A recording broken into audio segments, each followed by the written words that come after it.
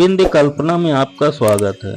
मित्रों, अभी हम अध्याय 2 गीता का सार पर हैं। आइए चलते हैं श्लोक 48 पर। योगस्थः कुरु कर्माणि संगम त्यक्त्वा धनंजय सिद्ध्य सिद्ध्यो समो भूत्वा समत्वं योग उच्यते। कुछ संस्कृत शब्दों के अर्थ। योग स्थः यानी समभाव होकर, कुरु यानी करो, कर्माणि यानी अपने कर्म, संगम यानी आसक्ति को, त्यक्त्वा यानी त्याग कर, धनंजय यानी हे अर्जुन, सिद्धि असिद्धयो यानी सफलता तथा विफलता में, समः यानी समभाव, भूत्वा यानी होकर, समत्वम यानी समता, योगः यानी योग, उच्यते यानी कहा जाता है।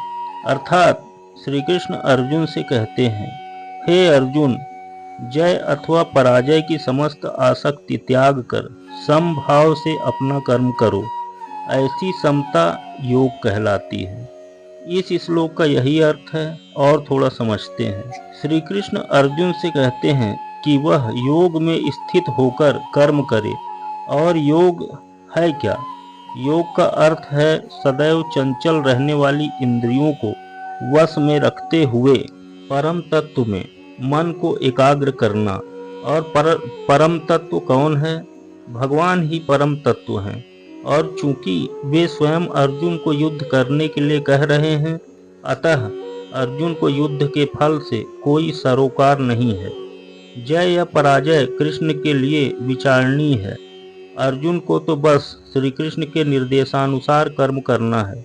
कृष्ण के निर्देश का पालन ही वास्तविक योग है और इसका अभ्यास कृष्ण भावनामृत नामक विधि द्वारा किया जाता है।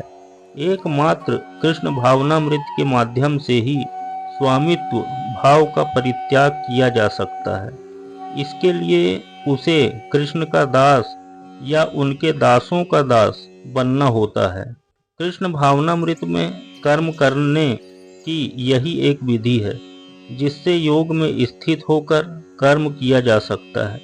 अर्जुन क्षत्रिय हैं, अतः वे वर्णाश्रम धर्म के अनुयायी हैं।